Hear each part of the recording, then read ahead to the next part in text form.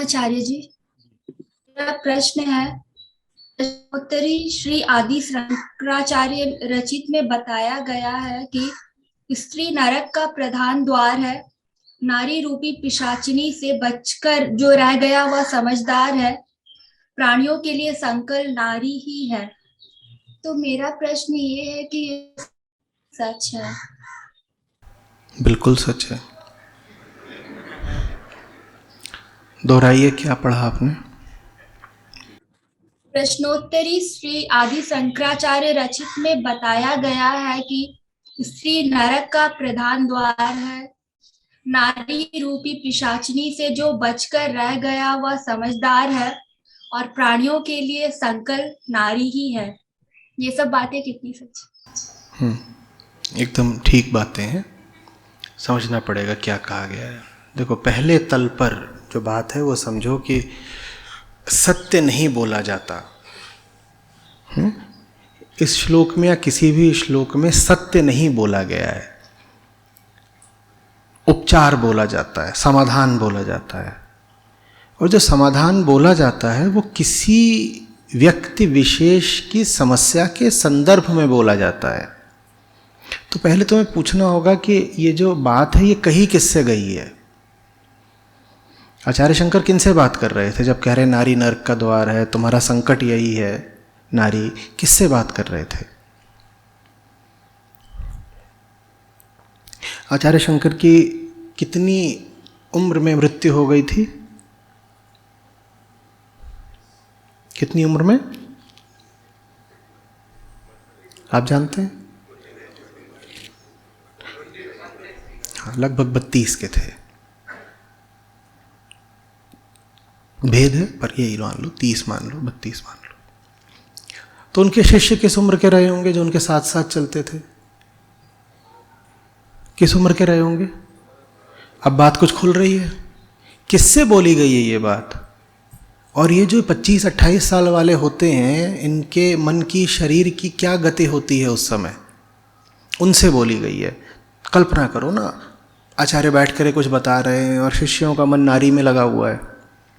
और वो तो देश भर में भ्रमण करते थे, दक्षिण से उत्तर तक आए, पूर्व में भी गए। अब भ्रमण कर रहे हैं तो सब तरह की जनता से संपर्क होता होगा, सामने पड़ते होंगे। और काम बहुत लंबा है, दूर तक जाना है, जल्दी में है। और काम होना इन शिष्यों के ही माध्यम से है। और ये सब क्या कर रहे हैं? ये वही कर रहे हैं जो इनसे इनकी उम्र करवा रही है। किसी गांव से गुजरे, वहाँ लड़कियां दिख गई, वो वहाँ बैठ गए जा करके। आचार्य ढूंढ रहे हैं, गए कहाँ? नहीं, ये ऐसा क्या बस मेरे ही साथ होता है? उनके साथ भी हुआ होगा कि ढूंढ रहे हैं कि कहाँ है वो, पता वहाँ बैठा हुआ। आज है संजय यहाँ पर?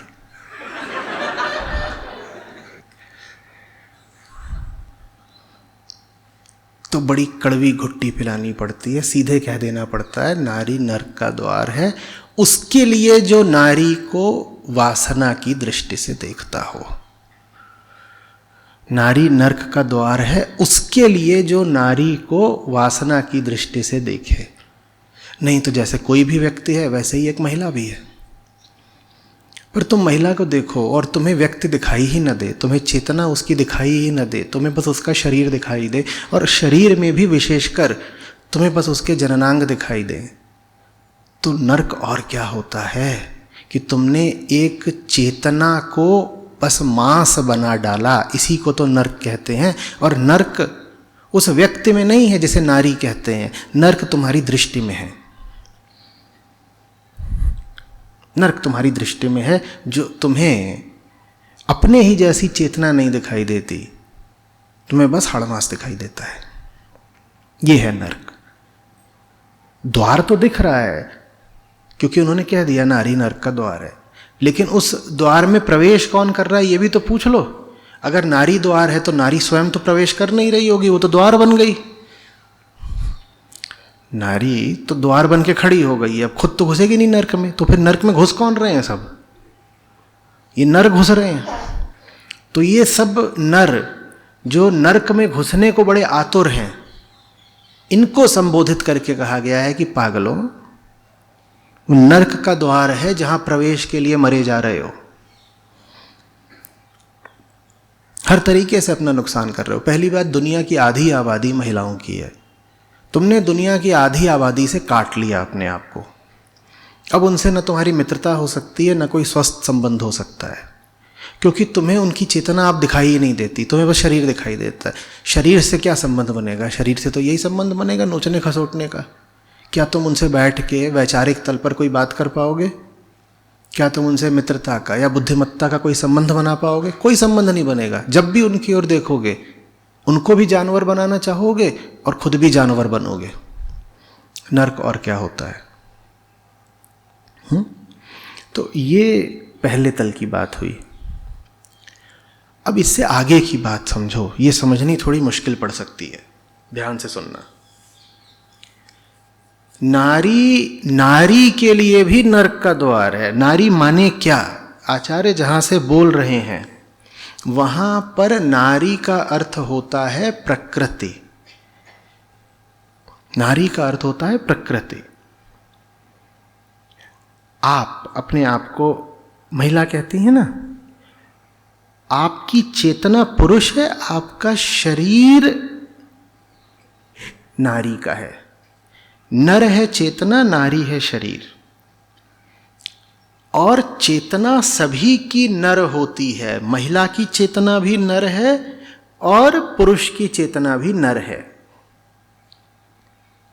समझ में आ रही बात?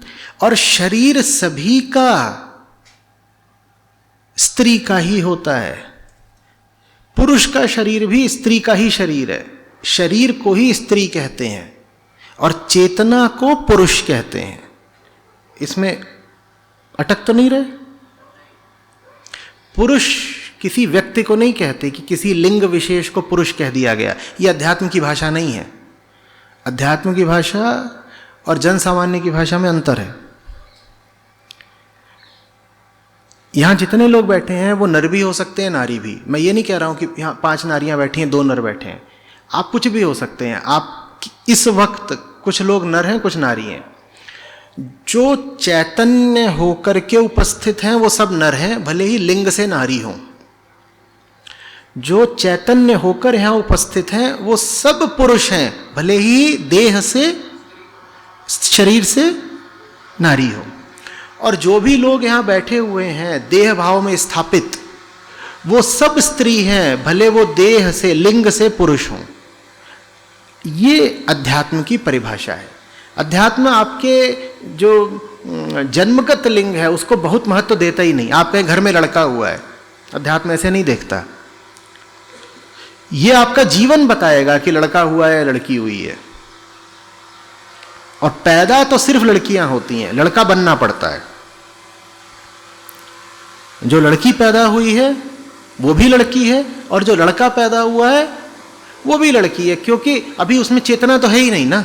जब चेतना नहीं है तो तुम पुरुष कैसे हो गए? ये सांख्य योग से आती है परिभाषा पुरुष की और प्रकृति की।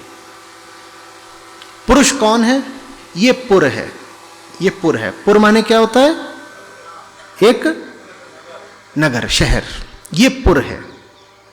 शरीर को कहते हैं पुर, ये पुर है। और उस पुर के भीतर जो बैठा हुआ है उसको कहते हैं पुरुष। तो आप महिला भी हैं तो ये क्या है? ये पुर है, और भीतर जो चेतना बैठी है उसे कहते हैं पुरुष। लेकिन हम ले लेते हैं बिल्कुल देह केंद्रित परिभाषा। हम कहते हैं जिसका लिंग पुरुष का है वो पुरुष हो गया, जैसा शौचालयों में होता है ना। तुम्हारी शौचालय वाली परिभाषा है कि जिसका लिंग पुरुष का है जी इधर आ जाइए, और जिसका लिंग स्त्री का है वो इधर आ जाइए। अध्यात्म में शौचालय वाली परिभाषा नहीं चलती, वहां थोड़ी ऊंची बात है। तो जब कहा जा रहा है नारी नरक का द्वार है, इसका अर्थ क्या हुआ? इसका अर्थ हुआ कि अगर देह केंद्रित होकर जियोगे तो ये जीवन ही नरक है। पुरुष को तो अपनी देह से बचना ही है, स्त्री को और ज्यादा बचना है अपनी देह से। पुरुष को तो अपनी देह से बचना ही है, स्त्री को और ज्यादा बचना है अपनी देह से, क्योंकि देह नरक का द्वार है। जब कहा जा रहा है नारी नरक का द्वार है, उसको ऐसे पढ़ना है देह नरक का द्वार है। पुरुष की भी देह नरक का द्वार है और स्त्री की भी देह नरक का द्वार है। जितना ज्यादा आपके मन में आपकी देह घूम रही है, उतना ज्यादा आपके मन में दूसरों की देह भी घूमेगी। ये सीधा सा नियम है। आप अगर अपनी देह पर खूब समय लगाते हैं, सजते हैं, संवरते हैं, ये करते हैं, वो करते हैं, तो उतना ही ज्यादा आपका ध्यान दूसरों के जिस्म पर भी है। समझ रहे? हालांकि इसका विपरीत सत्य नहीं होता। आप कहें कि कोई अपनी देह पर ध्यान नहीं देता, तो क्या यह निश्चित है कि वो दूसरों की देह पर भी ध्यान नहीं देता? नहीं, ऐसा भी कोई नियम नहीं है। लेकिन यह पक्का है कि अगर आप देह केंद्रित जीवन जी रहे हैं अपने लिए, तो दूसरे भी आपके लिए देह मात्र है, सिर्फ देह है। देह नरक का द्वार है। तुमने अपने लिए चेतना के दरवाजे बंद कर लिए। देह भर हो तुम, जैसे कोई जानवर होता है वो देह भर होता है। आपके लिए मैं यहां बैठा हूं, आपके लिए मैं कुछ होऊंगा। अभी यहां पर एक भेड़िया आ जाए, एक बाघ आ जाए, जो स्वयं सिर्फ देह बनकर जीता है, उसके लिए मैं क्या हूं?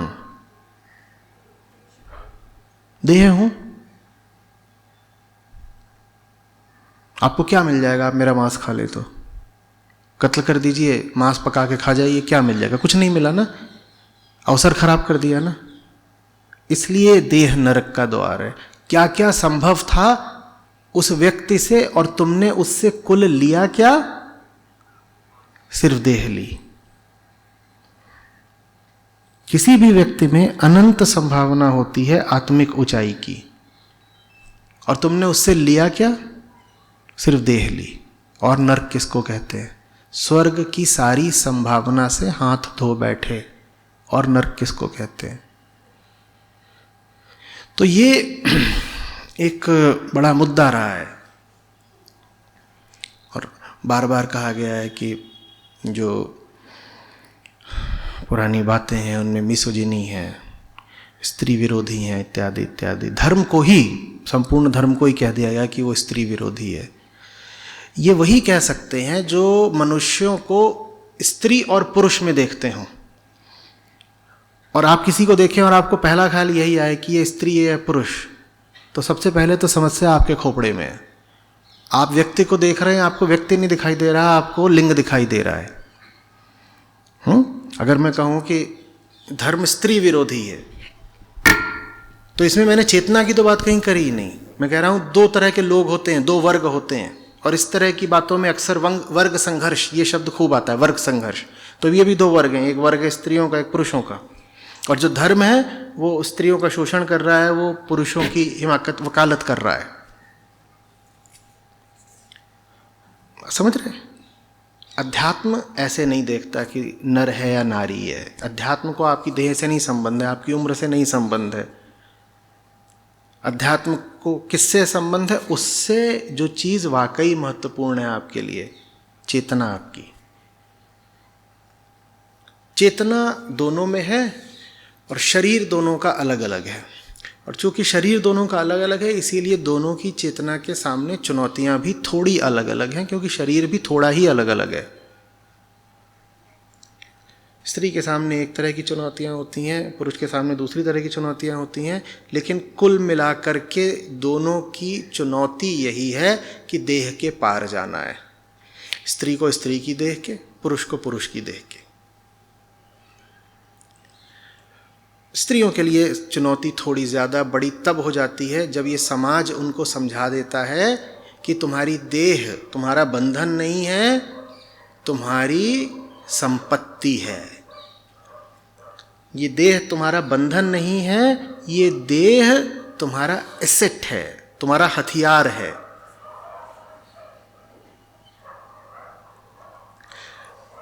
आपकी देह ना आपका हथियार है, ना आपकी संपत्ति है, ना आपकी पहचान है। जब मैंने कहा समाज ने ऐसा समझा दिया है महिलाओं को, तो समाज से मेरा आशय है पुरुष प्रधान समाज।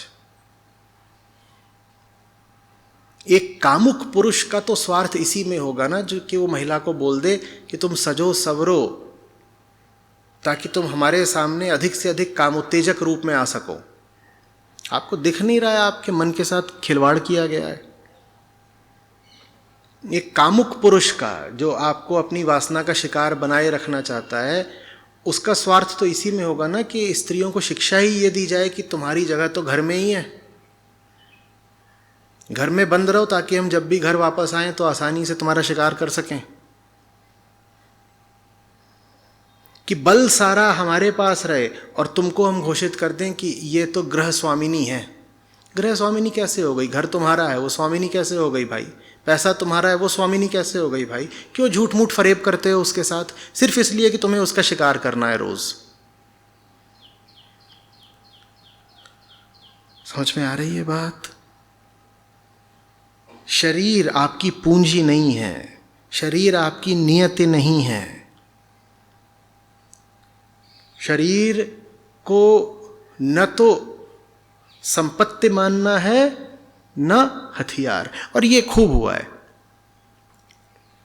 अतीत में ऐसा था कि आपसे कहा गया था शरीर आपकी संपत्ति है जिसको आपको सहेज के रखना है। ठीक, तुम्हारा शरीर ऐसी चीज है जिसको बचा कर रखो, ये एक विशेष संपत्ति है जिस पर एक व्यक्ति विशेष का ही अधिकार होगा, ऐसी धारणा चलती थी। और अब दूसरी धारणा है आधुनिक, कि तुम्हारा शरीर तुम्हारा हथियार है जिससे तुम्हें शिकार करना है। क्योंकि भाई जमाना फेमिनिज्म का है ना, पुरुष ने आज तक शिकार किया है, अब हम भी शिकार करेंगे, हम स्त्रियां भी शिकार करेंगी। कैसे शिकार करेंगी? ये जिस्म थोड़ी है, ये हथियार है, इसका इस्तेमाल करके हम भी शिकार करेंगे। और शिकार हो भी जाता है, क्योंकि कामुक पुरुष कमजोर हो जाता है, जो भी कामना में है वो कमजोर हो जाएगा, उसका शिकार आसानी से हो जाएगा। स्त्रियों को ये बात पता है कि ये सामने जो खड़ा हुआ है ये बहुत कमजोर है, इसकी तो टांगें कांप रही हैं, जरा सा हथियार का इस्तेमाल करना है, ये भी गिर जाएगा, लौटने लगेगा जमीन में कुत्ते की तरह जीभ निकाल के। और पुरुष को कुत्ता बनाना बहुत आसान है, लेकिन उसको कुत्ता बना के आपको क्या मिल जाएगा? वो तो है ही कुत्ता, आपको क्या मिल गया? तो संपत्ति की तरह तो नहीं ही, हथियार की तरह भी जिस्म का इस्तेमाल मत करिए। व्यर्थ की चीज है, उसको वेपनाइज करके आपको कुछ नहीं मिलने वाला। अगर वो आपका वेपन बन गया तो उसके पार कैसे जाएंगे? क्योंकि वेपन भी तो बड़ी कीमती चीज होता है ना। अस्त्र को कैसे छोड़ दोगे? अपनी बंदूक को कोई छोड़ सकता है? नहीं छोड़ पाओगे।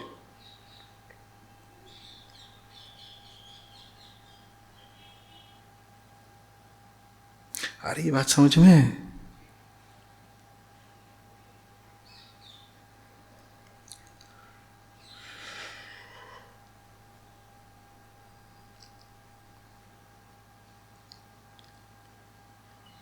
पुराने बंधन जितने बुरे थे स्त्रियों के लिए, आधुनिक उन्मुक्तता कहीं ज्यादा बुरी है उससे। और ये बड़ा अजीब हुआ है, आसमान से गिरे खजूर में अटके। पहले ये था कि बंधन ही बंधन थे, वो समस्या थी। अब एक झूठी आजादी है, वो समस्या है। और मेरे देखिए ये झूठी आजादी बिल्कुल बराबर की समस्या है। जैसे बंधन आजाद समस्या थी, ये आजादी और बड़ी समस्या है। क्योंकि कारण बता देता हूं, क्योंकि ये आजादी जो झूठी आजादी है वो आपको ये भ्रम दे रही है कि आप आजाद हैं। आज की बहुत सारी महिलाओं को ये लग गया है हम आजाद हैं, क्यों आजाद है? नहीं, वो बराबर अभी भी बंधन में है। पहले कम से कम बंधन में थी तो उन्हें पता था कि बंधन है, अब लगता है आजादी है। यह आजादी और गहरा बंधन है। आपको न तो पुराने ढर्रों पे चलना है, न इस कोरे झूठे उदारवाद पर।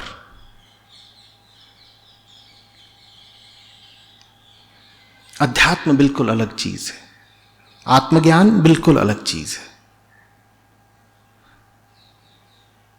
न वो कंजर्वेटिव है न लिबरल है,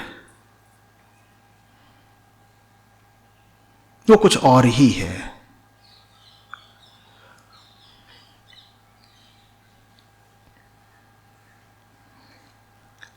आ रही बात समझ में? तो गंदे आदमी नहीं थे आचार्य शंकर कि छी छी थू थू कर दिया, देखो कैसी गंदी बात बोली हम महिलाओं के लिए। चलो।